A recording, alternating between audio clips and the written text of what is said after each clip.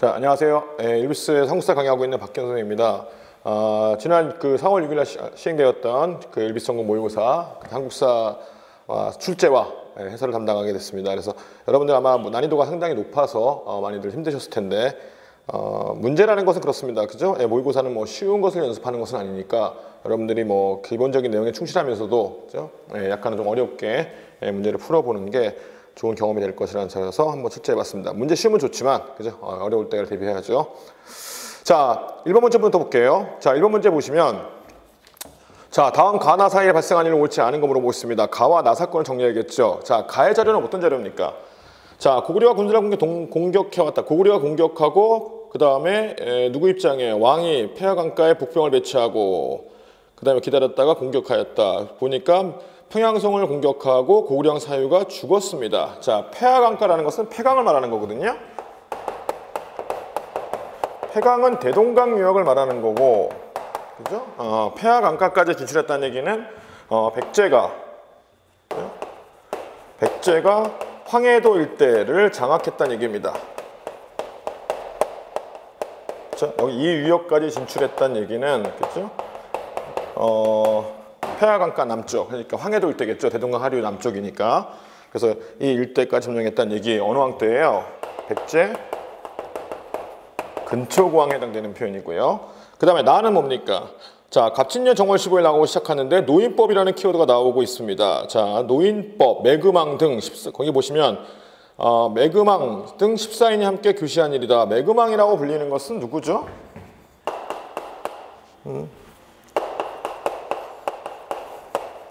이 매금이라는 표현이 언제 등장하냐면 우리 이거 어디서 봤냐면 동의매금이라는 표현에서 봤을 거예요. 이 동의매금이라는 표현이 어디 나오는 얘기입니까? 그죠? 중원고구려비. 중원고구려비에서 이 매금이라는 표현은 신라를 가리키는 표현으로 지금 장수왕이 쓰고 있습니다.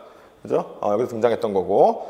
지금 봐서는 그 매금이라는 나라, 그러니까 매금왕이라고 하니까 당연히 매금왕은 누굴 가리킨다? 신라왕을 가리키는 것이고, 그 다음에 이 표현은 누가 쓴 거예요? 이거는 신라왕에 관련된 기록. 자, 신라에서 여러분들이 기억해야 할 비문들, 이거 비문 얘기입니다. 이 비문은 뭐예요? 울진 봉평비의 내용입니다. 울진 봉평비. 울진 봉평비는 어느 왕 때? 신라 버풍왕 때, 그죠? 건립된 것으로 추정되는 거고, 이 버풍왕 때 봉평비의 주요 내용은 아마도 그 일대에 있었던 그 화재 사건을 이제 처결하는 과정을 이제 기록한 건데, 이 처결하는 과정에서 나타났던 그 범용 하나를 정리해 주시죠. 뭔가 하면 그 노인법이란 말이 나오는데, 자, 이 노인법이라는 것은 뭡니까? 노비를 뜻하는 표현이 아니에요. 한자 그대로. 이건 뭘 말하는 건가 하면 복속민을 이제 차별하는 조항들이 노인법입니다. 그래서 지금 포인트는 4세기 근초고왕 때와 그 다음에 6세기 버풍왕 사이에 벌어진 거, 옳지 않은 거 찾는 거죠. 자, 4세기 전반과 그 다음에 6세기 전반입니다. 그 사이에 벌어진 것이 아닌 거 찾는 건데, 1번 유사대평 백가의 반란으로 동성왕이 피살당한 것은 무령왕의 직위입니다. 이건 5세기 말, 6세기 초죠. 해당 사항 맞고요. 고구려 남하에 대응하여 나리동맹이 구축된 것도 5세기 장수왕 때니까 그죠? 맞고요. 관늑을 일본에 파견하였다. 관늑을 일본에 파견하여 천문역법 등을 전해준 것은 7세기 백제 무왕 때입니다. 해당 사항이 아니죠. 그래서 1번에 옳지 않은 것은 3번. 4번 좀 유념해 줄 필요가 있는데, 광개토왕이 평양의 9개 사찰과 6개 성을 축조하여 평양천도를 계획하였다. 광개토왕에서 여러분들이 잘 놓칠 수 있는 부분들입니다. 평양천도라는 말을 들으면 그냥 자동적으로 어디로 빠져요? 장수왕으로 빠지는 경향들이 있는데, 장수왕이 평양천도를 한 건 맞지만 평양천도에 대한 기본적인 계획은 누가 짰다? 광개토왕이 짰습니다. 그 일환이 뭐예요? 지금 거기 나와 있는 사찰과 성곽의 축조죠. 그죠? 그래서 4번 항도 조심하십시오. 아마 4번으로 빼신 분들 꽤 계실 텐데 4번으로 빼시지 않으면 안 됩니다. 3번 7세기 성왕 때 얘기니까 이거는 7세기로 빼야죠. 자, 그 다음에 2번. 자, 이 유물은 자, 사연댐으로 노출과 침수가 반복되는 암각화 얘기입니다. 그죠? 그 다음에 각종 동물과 사람의 모습이 그려져 있다. 이것은 어느 비입니까? 반구대 암각화죠? 네, 반구대 암각화입니다. 그래서 반구대 암각화의 설명으로 옳은 거 찾으라고 했었어요. 자, 2번. 사냥문의 풍성함을 기원하는 구석기 시대 동굴벽화의 내용이다. 반구대 암각화는 언제 제작된 거예요? 신석기 말 후반부터 청동기에 걸쳐 제작된 것으로 이제 추정되는 것이 반구대 암각화입니다. 이거 시기적으로 구석기가 틀렸고요. 2번 답 정답이죠. 신석기 시대 말부터 청동기 시대가 제작된 것으로 추정되는 것이고, 그러니까 사냥물의 풍성함을 기원하는 것은 맞는데 시대가 틀렸습니다. 구석기와는 아무런 관련이 없습니다. 그 다음에 3번 낙동강 하구 주변에 발견된 것으로 당시 생활성을 엿볼 수 있다. 반구대 위치는 어디예요?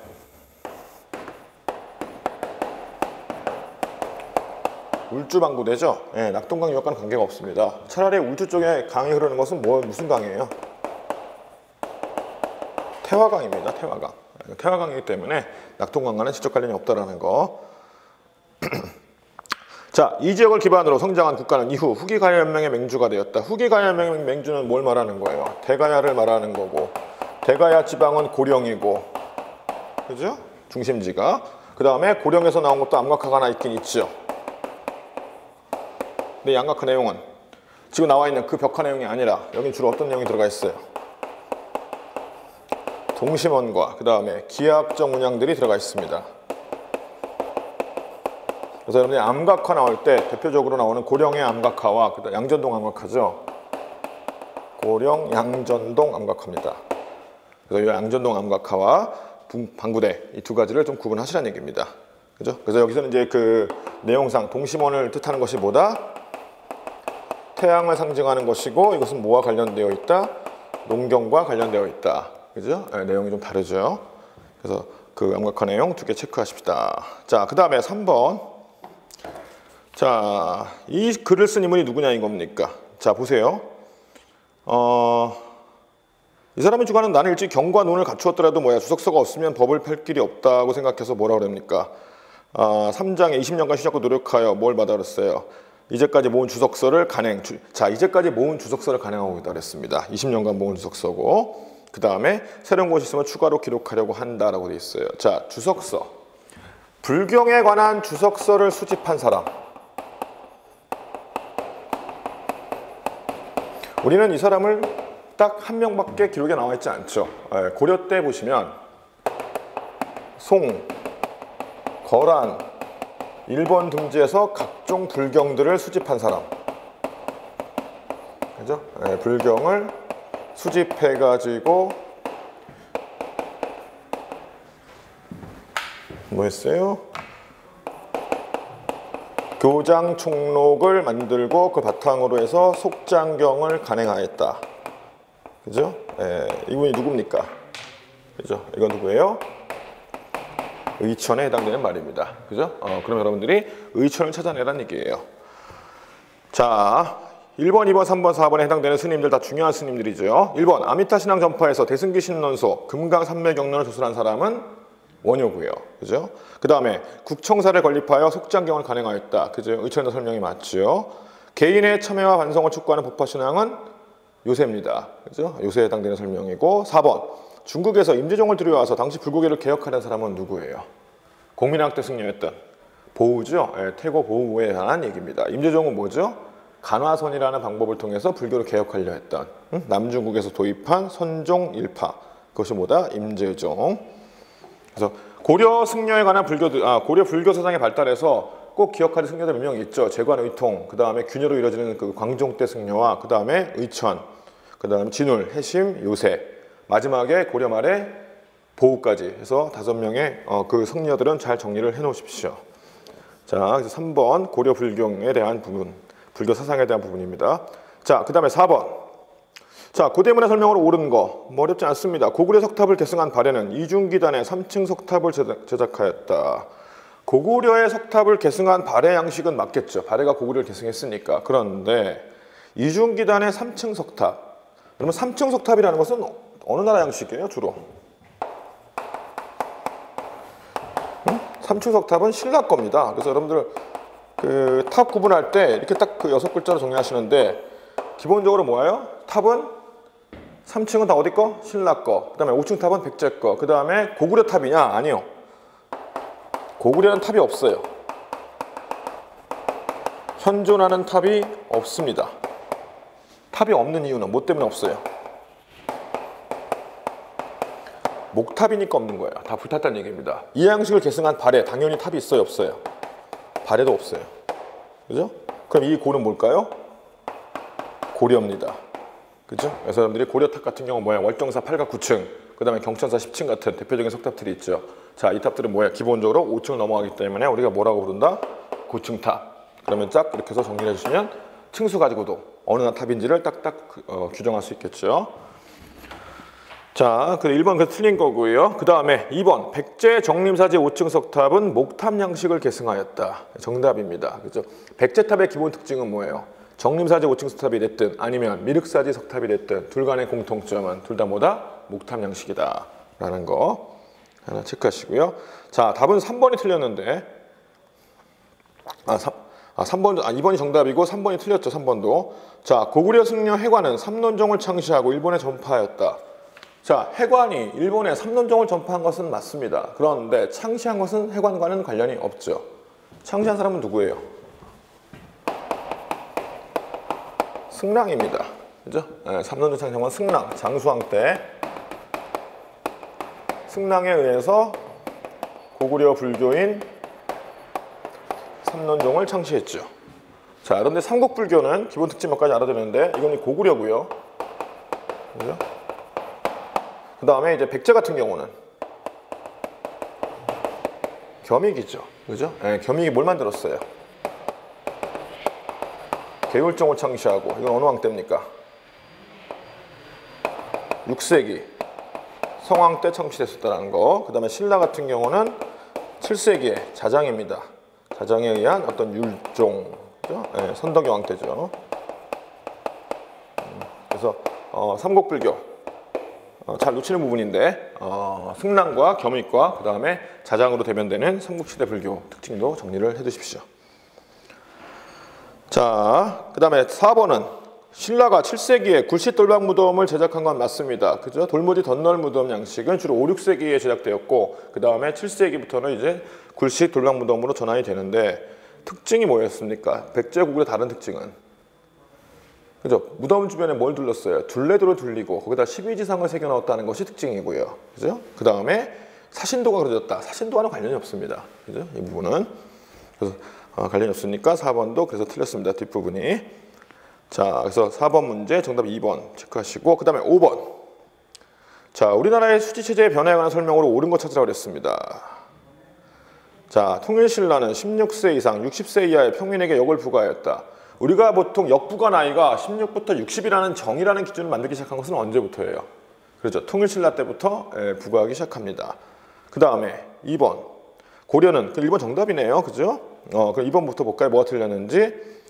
고려는 토지 비옥도에 따라 3등분한 것까지 맞았는데 4에서 20도를 징수한 것은 뭡니까? 이건 연분구동법입니다. 세종 때. 그죠? 세종 때 연분구동법에 하한년과 상상년의 기준. 하한년 때 4도, 상상년 때 20도 기준으로 이제 부과했다는 이야기고. 고려는 뭐예요? 5에서 18도를 징수했죠. 토지 비옥도 3등분 해가지고 최저 결당 5도에서 최고 18도까지 징수한 것이 고려의 전세. 조선은 공법 실시로 전세를 결당 4도로 고정한 것이 아니라 결당 4도로 전세를 고정한 것은 인조 때 시행됐던 영정법. 그죠? 그 다음에 4번. 환곡이 재정보충기로 변질되어 농민에게 부담을 준 것은 조선 후기입니다. 그죠? 후기이기 때문에 중기의 상황과는 관련이 없다라는 거, 그 부분 알아두십시오. 자, 그래서 5번 우리나라의 수치제 쭉 한번 정리를 해보십시다. 자, 그래서 5번까지 일단 설명을 하고요. 그 다음에 6번 문제 넘어가겠습니다. 자, 이 상황이 전개되는 시기가 설명으로 옳지 않은 건데 그 상황은 지금 뭘 얘기할까요? 포구를 중심으로 뭡니까? 유통이 활발하게 전개되고 있음을 얘기하는 겁니다. 그죠? 물건이 교역이 증가하고 있다는 얘기고 결국 이것은 뭐예요? 그 다음에 마지막에 보시면 한 달에 6번째 열리는 큰 장에는 먼 곳과 가까운 곳에 화물이 모여들었다라고 돼 있어요. 한 달에 6번이면 장 몇 번 열린다는 얘기예요? 30일 기준으로 6, 5, 30 그죠? 5번입니다. 무슨 장입니까 이거? 5일장입니다. 5일장이 계속 한 달에 6번씩 열린다는 얘기고 기본적으로 지금 여기서 말하고 있는 것은 장시의 발달을 얘기하고 있는 거예요. 근데 장시 문제 조심하실 게 있습니다. 뭔가 하면 여러분 장시의 등장은 몇 세기예요? 15세기에 등장합니다. 성종실록에 이미 장시의 등장 모습이 나타나고 그 다음에 장시가 확산되는 것은 16세기부터 확산되기 시작했다라고 되어 있습니다. 그러다가 장시가 이제 발달하였다라는 표현 들으면 17세기 중엽 이후부터라고 보시면 돼요. 그죠? 그러면 등장과 확산은 알겠고 발달과 확산의 차이가 뭐냐? 이건 뭐야? 장시에 개수가 증가하는 거고 발달은 뭐 하는 거예요? 장시에 거래 규모량이 증가하면서 동시에 뭐죠? 오일장 체제. 오일장 체제가 이제 발달하기 시작하는 겁니다. 그래서 이 부분이 조금 이제 애매한 표현이지만 장시를 가지고 여러분 시기를 물어볼 때 조심해서 체크를 하십시오. 자, 문제는 그러면은 발달이니까 17세기 중반 이후 지금 뭘 말하는 거예요? 8번은 지금 그럼 조선 후기 상황을 물어보는 겁니다. 그렇죠? 자, 후기 상황. 사찰 중건을 위해 공명첩이 발행되기도 하였다. 공명첩도 일종의 뭡니까? 흉년 대비 기금 마련을 위한 뭐 상설화되거나 아니면 뭐예요? 지금처럼 사찰 중건을 위한 발행되는 경우들도 종종 발생하기 시작하는 게 후기 상황입니다. 그 다음에 2번. 조선 후기에는 뭐가 나타났죠? 가부장제가 발달합니다. 그죠? 가부장제 발달에 따라서 과부제가 금지되고 정조를 강조하는 어떤 사회 풍조가 나타나기 시작했다. 3번. 포고를 매개로 한 객주 활동이 증가하는 것도 맞겠죠. 4번. 견종법만 보면 맞는데 뭐가 틀렸어요? 여러분들 견종법이라는 건 밭, 고랑에다 파종하는 농법입니다. 알겠습니까? 밭, 일항에 파종하는 건 뭐예요? 여러분 밭농사 방법 중에서 그죠? 농정법이 밭, 일항에다가 파종합니다. 그죠? 일항과 고랑의 차이가 뭐예요? 고를 만들면 이쪽 파트를 뭐라고 불러요? 일항이라고 얘기하고 여기를 뭐라고 얘기해요? 고랑이라고 얘기하죠. 그래서 여기다 파종하는 것은 견종, 여기다 파종하는 것은 농정법. 그래서 두 개를 좀 구분해서 얘기. 6번은 전부 다 조선 후기의 사회 경제 현상이긴 하지만 실제로 뭐다? 견종법에 대해서 정확히 알고 있느냐는 얘기입니다. 그래서 6번에 4번이 옳지 않은 거고요. 그 다음에 7번. 자, 이 책은 어떤 쪽의 서문을 가리키고 있습니다. 이 책이 편찬된 시기에 대한 설명으로 옳은 거 찾으라고 그랬어요. 자, 이 책 쭉 읽어보니까 뭐 쭉 나오고 우리나라 얘기하고 있습니다. 뭐 우리나라 자원들과 풀과 나무 약재 생산이 백성들의 생활을 풍부하게 하고 병원 치료하는데 모자람이 없다라는 표현 나오죠, 중간에. 그래서 뭐라고 되어 있습니까? 결국 우리나라 기후 풍토와 생활 풍습에 잘 맞고 그 다음에 약이 제때 마주침으로 그렇게 되는 것이 쉽다. 이거 무슨 말입니까? 우리 실정에 맞는 그죠? 약초를 구하고 그 책을 사용하자는 얘기입니다. 그래서 그에 관한 자료를 모은 책은 뭐라요?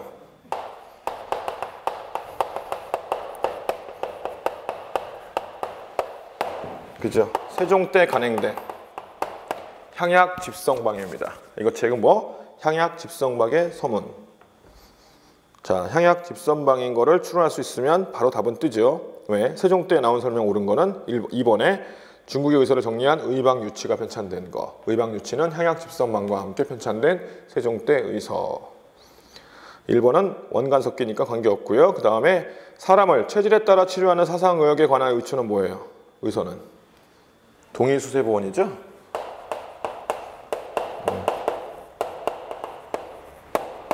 누가 쓴 거예요? 그죠? 이재마가 서술한 동의수세보원의 내용이다 라는 거 알아두시고요. 그 다음에 사대부 건축 양식과 가람배치 양식이 결합된 건축 양식을 뭘 말하는 겁니까? 서원 건축이고요. 서원 건축은 16세기 대표적인 건축 양식이다라는 거 기억해 두십시오. 만약에 조선시대, 조선 세종 때 설명이면 뭐가 들어야 돼요? 건축 양식으로 들어오려면.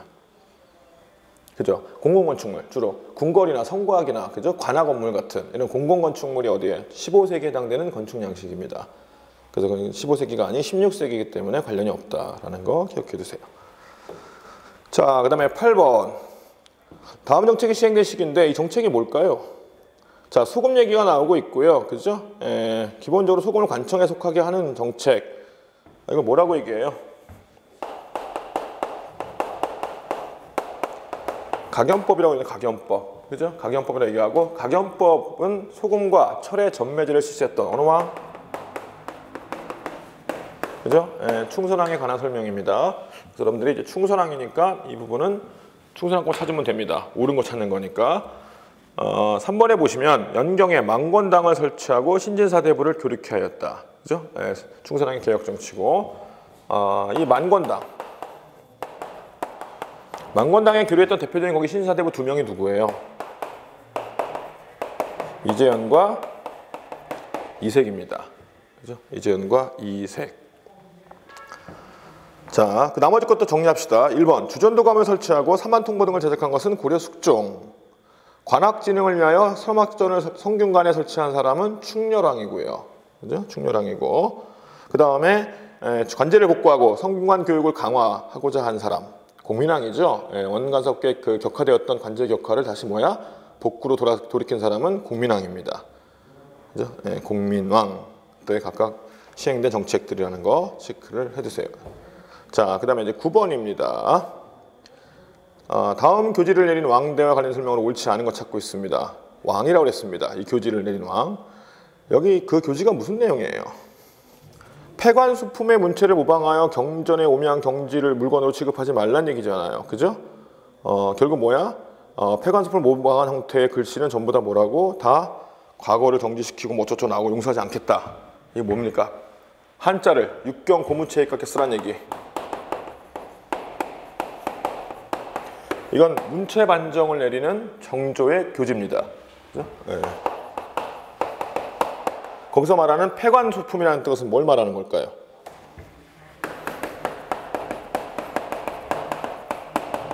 이 폐관소품의 문체, 이건 뭘 말하는 거예요?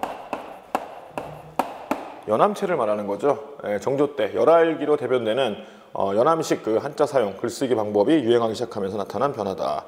그래서 이제 정조는 자신이 절대로 한자는 어떻게 쓰란 얘기?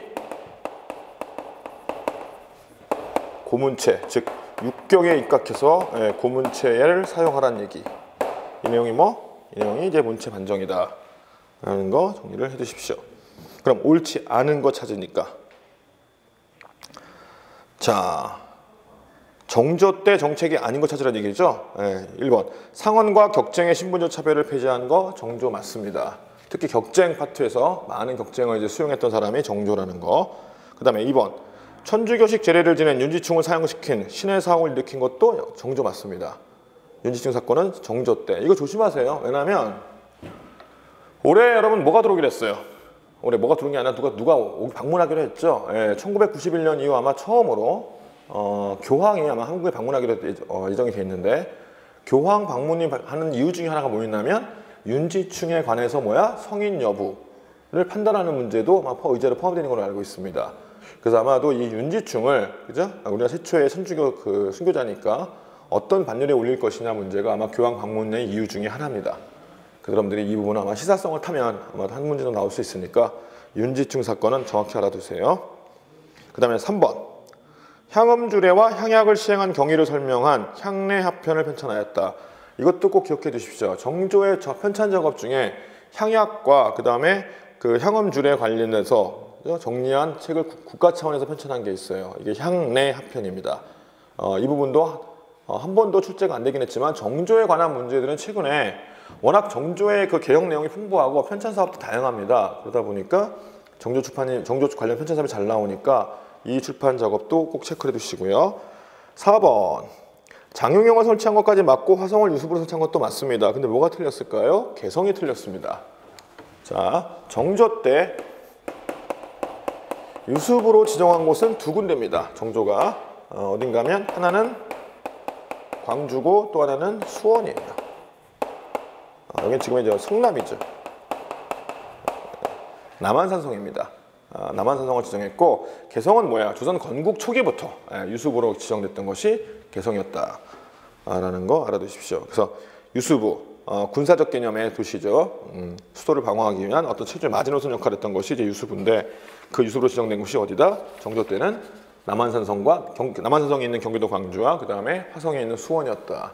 이 두 군데 체크를 해주세요. 자, 그 다음에 10번. 자, 10번. 일본과의 외교 관계 변화를 물어보고 있습니다. 표의 빈칸에 들어갈 만한 적절한 것은 물어보고 있죠. 계약조, 삼포해란. 삼포해란 다음에 일어난 일본과의 그 트러블은 어떤 게 있었습니까? 일본과의 외교 관계 문제는 가끔 잘 나올 수 있는데 을묘해변이죠. 예. 그 다음에 나는 뭐예요? 약조라 했습니다. 기후약조입니다. 광해군 때 일본과 체결했던. 자, 을묘해변의 주요 내용은 두 가지입니다. 여러분이 기억할게. 하나 뭐예요?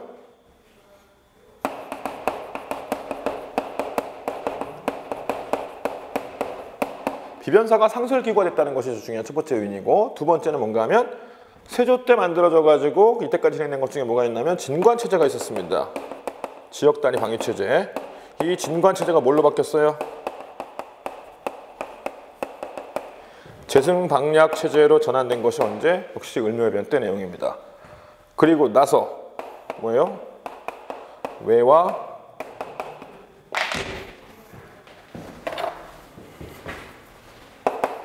국교를 단절시키죠.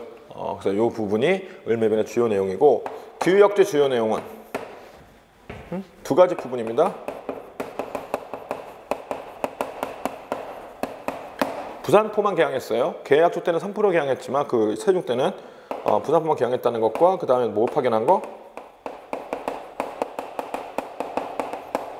통신사 파견입니다. 그래서 이 두 가지. 그래서 알아체크해 주시면 되겠죠. 자, 그러면 적절한 거 찾으라 그랬습니다. 10번부터 1번부터 틀렸는데 왜 그럴까요? 지금 간은 뭐라 그랬습니까? 을묘해변이라고 그랬잖아요. 을묘해변 때 비변사를 설치한 게 아니라 비변사가 상설기구가 됐다고 그랬습니다. 비변사가 설치된 것은 언제예요? 얘는 그 앞에 사건 삼포해란 때 임시기구로 처음 설치됐죠. 그죠? 그러니까 이 부분은 뭐야? 해당 사항이 없습니다. 그 다음에 이번이 정답이겠네요. 이 사건 이후 조선은 뭐야? 방위체제를 뭘로 바꿨다? 아까 여기 설명드렸습니다. 뭐라고? 진관체제를 재승방약체제로 전환시켰다. 그죠? 을묘해변 이후에. 그러니까 10번의 정답은 몇 번? 2번으로 빼시면 되고요. 자, 3번은 뭐 틀린지 알겠죠? 삼포를 개항한 게 아니라 어디? 부산포만 개항했습니다. 틀렸고요. 이 조약으로 일본의 통신사가 파견되기 시작한 것. 이것도 낚일 텐데. 통신사가 파견되기 시작한 것은 총 12회 파견됐고요. 파견의 시작은 기후약조 이전에 이미 시작되어 있습니다. 그래서 일종의 협상, 세환사란 이름으로 그 당시는 이름으로 이미 파견되기 시작한 것까지 포함해서 이제 보통 통신사를 12회 파견했다고 얘기를 해요. 그러니까 이제 이 부분도 좀 조심하십시오. 그죠? 10번에. 그래서 1607년부터 파견됐고, 그 다음에 기후약조는 1609년이니까 파견되기 시작한 것은 1607년부터입니다. 여러분들이 통신사 파견 정확하게 언제부터 어떤 형식으로 파견됐는지를 정확히 알고 있어야 이제 풀 수 있는 문제입니다. 그래서 이 부분 낚이지 않게 조심하시라는 얘기. 그 다음에 11번. 자, 고려시대 신분의 설명으로 옳지 않은 겁니다. 자, 1번부터 틀렸는데요. 왜? 양천교훈일 경우 천자수호법에 따라 모계 쪽 신분에 귀속되었다. 자, 고려 정종 때 수행됐던 천자수호법은 신분 결정의 방법이 아니라 어떤 제도예요? 노비와 노비와 노비끼리 혼인했을 때 그 자식의 소유권 문제입니다. 그죠? 소유권의 문제지 이건 신분제의 결정의 문제가 아니에요. 알겠습니까? 그러니까 모계 쪽 신분이 아니라 모계 쪽 주인. 그러니까 양천 교훈일 경우 마찬가지입니다. 천자수호법은 지금 두 가지인데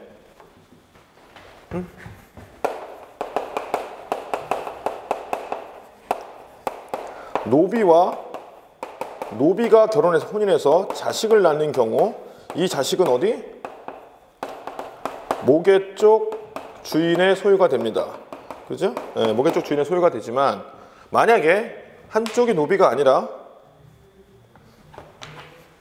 양인인 경우는 무조건 어느 쪽 소유? 이 노비 쪽 소유입니다.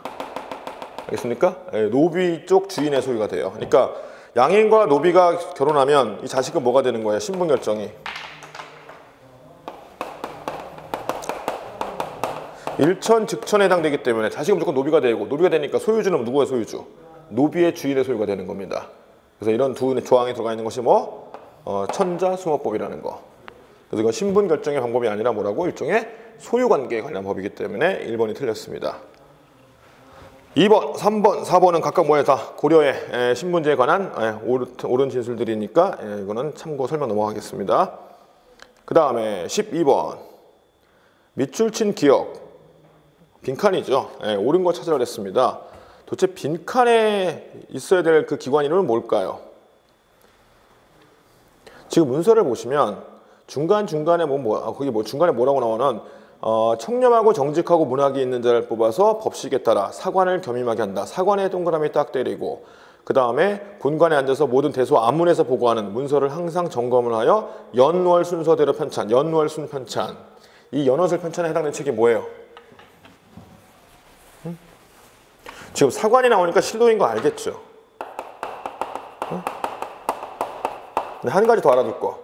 그 중간에 보니까 연월 순으로 편찬한다. 그럼 실록은 연월순은 아니잖아요. 그죠? 아닌데 뭐가 연월순을 편찬된다는 얘기예요. 자, 거기 보시면 자, 몇 가지 설명 좀 합시다. 모든 대소 아문에서 보고하는 문서라고 그랬습니다. 대소 아문에서 보고하는 문서.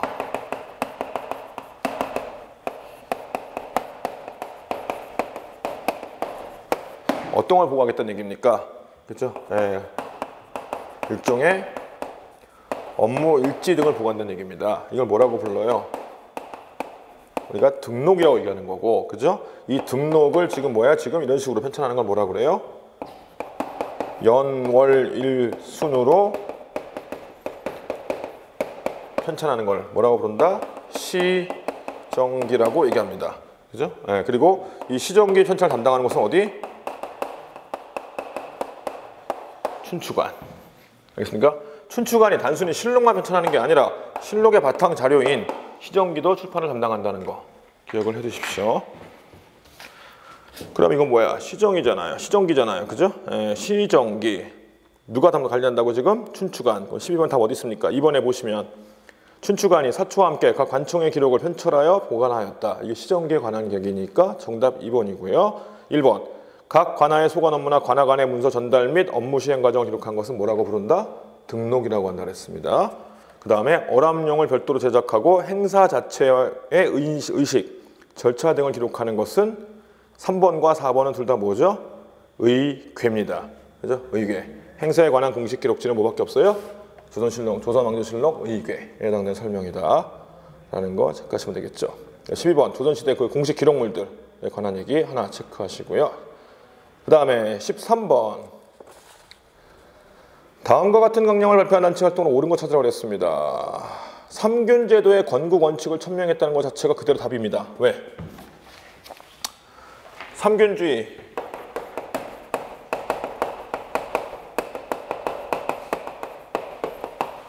조소왕이 기초했고요. 그죠? 조소왕이 기초한 이 건국강령은 누구의 건국강령이에요? 충칭 임시정부로 이끌었던 한국 독립당의 건국강령입니다. 그죠? 한국 독립당. 그러면 충칭 임시정부와 한국 독립당을 같이 묶어서 얘기하면 되겠죠. 그러면 13번에 해당되는 설명 어디 있습니까? 옳은 단체. 자, 2번에 보시면 일본에 선전포고를 하고 연합국의 일원으로 2차 대전에 참여한 것은 충칭 임시정부, 그 다음에 광복군입니다. 그죠? 그래서 13번에 해당되는 답은 2번이고요. 13번에 1번. 전국에 지부를 설치하고 거국 일치에 입각한 일제 태도를 주장한 단체는 여운형이 조직한 뭐예요? 여운형이 조직한 일종의 건국 동맹에 해당되는 얘기고요. 그 다음에 3번은요. 누굽니까 이 사람? 김두봉이죠. 그죠? 김두봉. 김원봉과 함께 조선의용도를 이끌다가 갈등으로 해서 해외 산다면서 이제 예난 중국 공산당 쪽으로 이동했던 김두봉이고요. 조선의용군을 편성했죠 거기서. 4번은 누군가면요. 광복 이후에 만들어진 단체로서 지주와 기업가를 기반으로 송진우, 그 다음에 김성수 등이 만들었던 한국민주당입니다. 이건 한민당이라고 일컬어요. 그렇죠? 한국민주당. 자, 그 다음에 14번 넘어가겠습니다. 자, 이 사건이 무슨 사건일까요? 배경을 찾는 건데 이렇게 쭉 읽어보면 뭡니까? 1920년에 발생했던 사건입니다. 1920년에 외병이 리습해서 촌락들을 다 없애고 불 지르고 방어했던 사건은 뭐예요? 간도 참변을 얘기하는 겁니다. 그죠? 그러면 이건 간단하죠? 네, 간도 참변의 배경이 뭐냐? 그죠? 청산리 대첩이었죠? 네, 청산리 전투가 간도 참변의 배경으로 나타납니다. 그래서 봉오동 전투는 아니고요. 봉오동 전투가 배경으로 해서 일어난 사건은 무슨 사건이에요? 훈춘 사건이죠. 네, 훈춘 사건이 이제 봉오동 전투에 이로 인해서 발생한 그 사건이고 2번 관동 대지진 이후 조선인에 대한 악성 유언비가 날조돼서 유포된 것은 관동 대학살 1924년도 얘기입니다. 일본에서 발생했던. 그 다음에 청산리 3번 청산리 대첩이 정답이고요. 4번 미스 약정은 1925년에 체결된 것으로서 이거와는 시기적으로 일치하지 않는다라는 거 알 수 있겠죠. 시기적으로 20년이니까. 자, 그래서 14번 간도 참변에 관한 얘기 하나 체크하겠습니다. 자, 그 다음에 15번 다음 내용에 대한 설명으로 옳지 않은 겁니다. 자, 이거 뭐예요? 우리나라에 관한 지방을 나눠서 뭐야? 토지 측량하고 그죠? 그 다음에 그 경계를 구분한다. 정치를 유신할 때 어찌 일대 결함이 아니라 그 토지 측량을 하루빨리 해야 된다는 얘기하고 있습니다. 박정향의 건의에서 시행됐던 뭐예요? 광무개혁의 내용 중에서 양전사업에 관한 내용입니다. 대한제국이 시행했던 양전사업에 대한 내용인데 이단 설명으로 옳지 않은 건데요. 자, 서양 측량수를 도입하여 근대적인 방식으로 전개된 사업 맞습니다. 그죠? 맞고요. 그 다음에 이 당시에 그 양전사업의 특징은 외국인의 토지 소유를 금지하고 있어요. 핵심적으로 외국의 토지 소유를 법적으로 금지하고 있다는 거 하나 맞고요. 그 다음에 이 사업은 신고제 방식에 따라 자발적 방식으로 전개되었다. 신고제 방식이 아니라 기존의 양전의 자료를 근거로 해가지고 다시 재조사하는 형태로 진행된 것이 광무의 개혁 때의 양전 사업입니다. 그래서 이거는 해당 사항이 없습니다. 신고제 방식은 일제가 시행했던 토지 조사 사업의 특징이죠. 4번 이 사업 이후 진행된 후 정부는 뭡니까? 근대적 양식의 토지 문서 뭐라고 불러요? 지계죠, 지계. 그래서 지계를 발급하기 시작했다. 그래서 지계 발급 해당 사항 맞습니다. 자, 15번 대한제국의 그 양전사업에 관한 얘기 하나 체크해 주시고 그 다음에 16번 이 자료가 발표된 이후 전개된 사건 설명으로 옳지 않은 겁니다. 이렇게 쭉 보니까 뭘까요? 이거 보국안민이라는 의료운 깃발을 들어 중간에 보시면 보국안민으로서 생사의 맹세를 하노라 라고 되어 있습니다. 보국안민의 깃발을 들었던 것 동학농민운동입니다. 지금 이거는 어디서 발표한 건가 하면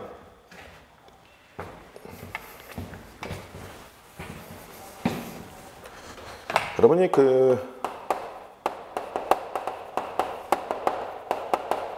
동학의 봉기문이 두 개가 있어요. 이게 뭔가 하면 하나는 어디서 하면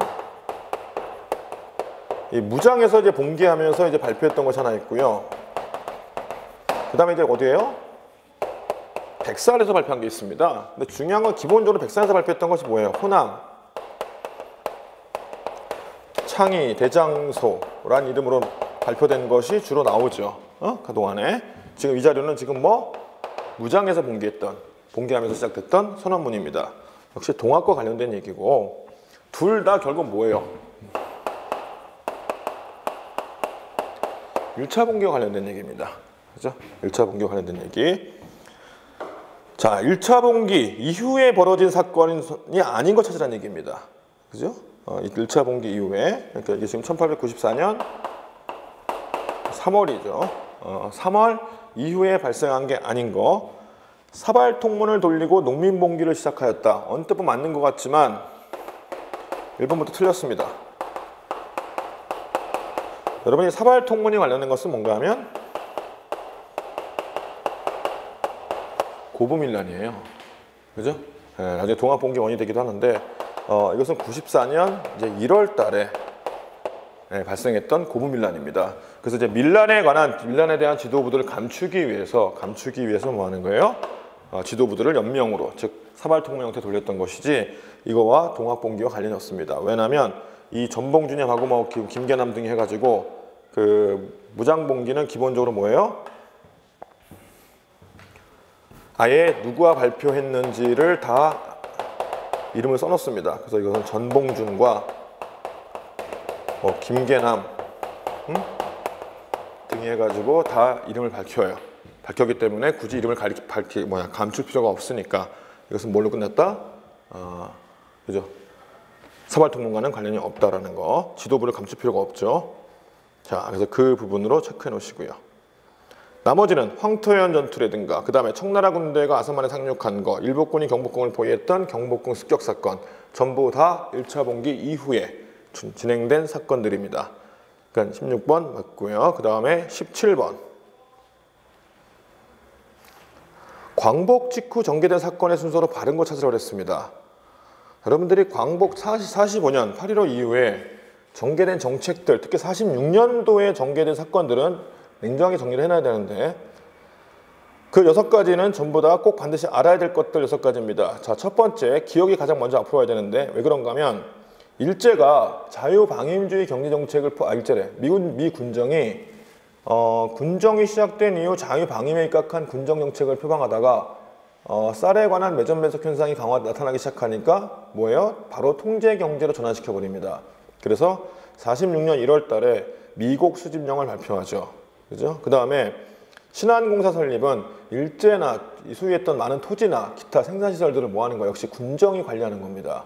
그래서 귀속재산을 관리하는 기관으로 설치한 것이 신안공사.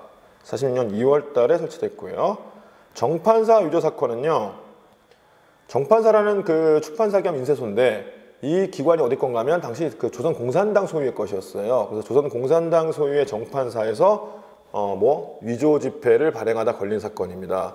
그래서 46년 5월 14일인데요. 정판사 위조 지폐 사건은 공산당이 이제 불법화되는 광복 직후에 미군정하에서 불법화되는 계기가 됩니다. 그리고 활동이 전부 다 지하로 내려가게 되죠. 그 다음에 대구폭동은 46년 10월 달 미 군정의 통제 경제정책에 대한 불만으로 시작됐다라는 거. 그 다음에 정읍 발언은 알다시피 뭐예요? 46년 6월 달. 그 다음에 1차 미스공이 개최된 것은 46년 3월 달입니다. 3월 달부터 5월까지 진행됐고요. 이 미스공이 결렬된 다음에 바로 직후에 나온 게 뭐예요? 정읍 발언입니다. 단독적 물언이 나왔다라는 거. 그래서 17번은 그 순서대로 따지면 2번이 정답이겠죠. 자, 그 다음에 18번.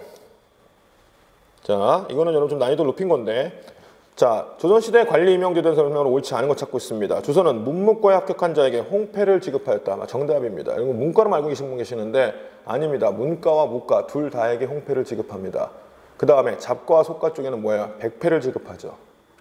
그죠? 그 다음에 2번 종육품 이상은 3개 이상 승진할 수 없는 규정을 둔 것도 맞습니다. 참상관은 3개 이상.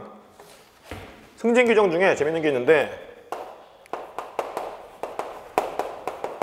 조선의 인사 규정 중에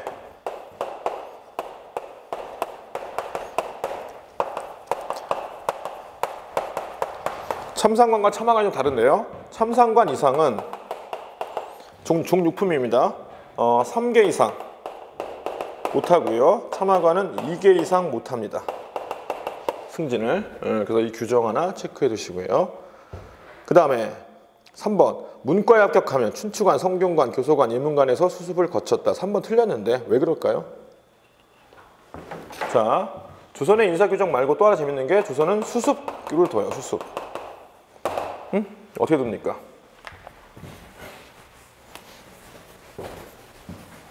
조선은 문과에 합격하면 사관에서 수습을 거칩니다. 무과에 합격해도 수습은 거치는데 어딘가 하면 내금위와 훈련원에서 수습을 거칩니다. 그죠? 그럼 사관이 어디냐 이거야. 사관은 성균관, 예문관, 교서관, 그 다음에 외교문서 작성을 전담하는 승문원 4가지 기관을 가리킵니다. 그럼 뭘 빼줘야 돼요? 그죠? 성균관이 춘추관을 빼야겠죠. 춘추관이 아니라 뭐가 들어가야 됩니까? 그 자리에는 외교문서 작성을 전담하는 기관인 승문원이 들어가야 됩니다. 그래서 승문원 하나 체크해 주시고요. 자, 그 다음에 4번 당상관은 육조 각 아문의 제조를 겸직하였으며 퇴직 후 전관예우를 받았다. 맞습니다. 퇴직 후 전관예우라는 게 뭔가 하면 당상으로 있다가 퇴직하면 당상으로 있던 시절에 관한 재직 시의 녹봉을 그대로 받아요. 이걸 뭐라고 그래? 전관예우. 전문용어로 뭐라고 얘기하냐면 봉조화 제도라고 얘기합니다. 봉조화 또는 이제 그냥 이런 걸 또 통칭했을 때는 그냥 뭐라고 얘기하면 은급이라고도 얘기를 합니다. 그래서 봉조화 은급제도의 운영 특징 전관예우 조항입니다. 이거 하나 계속 알아두시고요. 그 다음에 19번 이 책의 저자와 관련된 설명으로 옳은 거 찾으라고 그랬습니다. 자, 이게 뭘까요? 왕조의 계승관계를 정통론. 자, 정통론인데 정통은 정통인데 누가 정통해 보니까 기자조선행과 마한을 정통으로 본다. 마한 정통론. 그럼 자동으로 떠올라야죠. 뭐가 떠올라요? 안정복의 동사 강목이 떠올라야 됩니다. 그런데 안정복에 관련된 설명으로 옳은 거 찾으라고 그랬습니다. 자, 동사 강목은 일단 무슨 책입니까? 여러분들이 이게 동사 강목이라는 책 워낙 많이 나왔으니까 서술 양식의 특징은 강목 편년체라고 얘기합니다. 그래서 강목 편년체 양식이고요. 그죠? 그 다음에 시대 서술 범위는 고조선부터 고려까지입니다.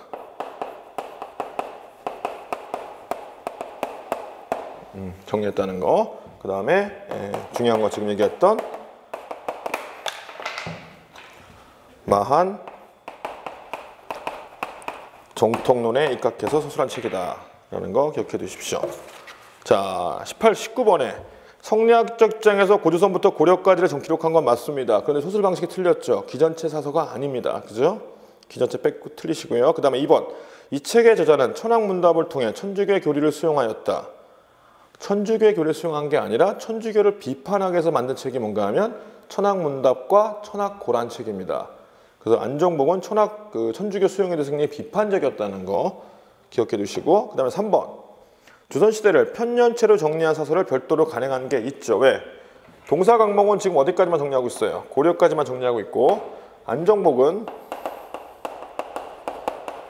쓴 또 하나의 그 책이 뭔가 하면 지금 거기서 말하는 책은 열조통기입니다. 열조통기라는 그 사서, 그죠? 안정복이 지은, 이건 조선시대를 서술 범위로 하고 있다는 거 하나 기억해 두십시오. 자, 3번 정답이고요. 그 다음에 4번 만주 중심의 사관을 비판하고 실증적 사관에 입각한 역사서술을 강조하였다. 정약용입니다. 이건 정약용이 그죠? 비판했던 게 뭔가 하면 당시 유득공의 발해고나 이종희의 동사 같은 그죠? 고구려나 발해에 관해서 너무 무리하게 그죠? 만주에 관해서 너무 근거 없이 역사서술한다 그래가지고 그걸 비판한 사람이 누군가 하면 실학자가 정약용이라는 거 기억해 두십시오. 자, 그 다음에 20번 이통일론이 발표된 정계된 사실 옳은 거 찾아오랬습니다. 이통일론이 뭔데요? 자주, 평화, 민족대단결, 그러니까 뭐야? 1972년 7.4 남북 공동성명이고요. 7.4 남북 공동성명 이후에 사실로 옳은 거 찾으라고 그랬습니다. 이후입니다. 경부고속도로 개통된 거 1970년입니다. 틀렸고요. 광주 대단지 사건이 발생한 거 71년이고요. 울산 정유공장이 건설된 것은 64년입니다. 그 다음에 지하철 1호선이 개통된 것은 1974년입니다. 지하철 1호선 개통은 상반기 시험에 한번 출제됐습니다. 꼭 기억해 두시고, 아마도 최근에는 70년대 그 박정희 정부의 경제정책에 관한 성과를 물어볼 수 있는 문제들이 나올 수 있어요. 그러니까 여기 지금 뺐는데 새마을운동과 더불어 같이 꼭 체크할 것들입니다. 그 주변에 있는 것들. 그래서 여러분들이 그 통일론의도 중요하지만 통일론의와 동시에 통일론의를 바탕으로 사회, 경제 상황도 같이 물어볼 수 있으니까 20번 문제 이런 스타일 유의해서 정리해 주십시오. 자, 어쨌든 시험 문화 고생하셨고요. 9급 그 UBS 모의고사 문제 풀이는 여기서 마치겠습니다. 자, 수고하셨습니다.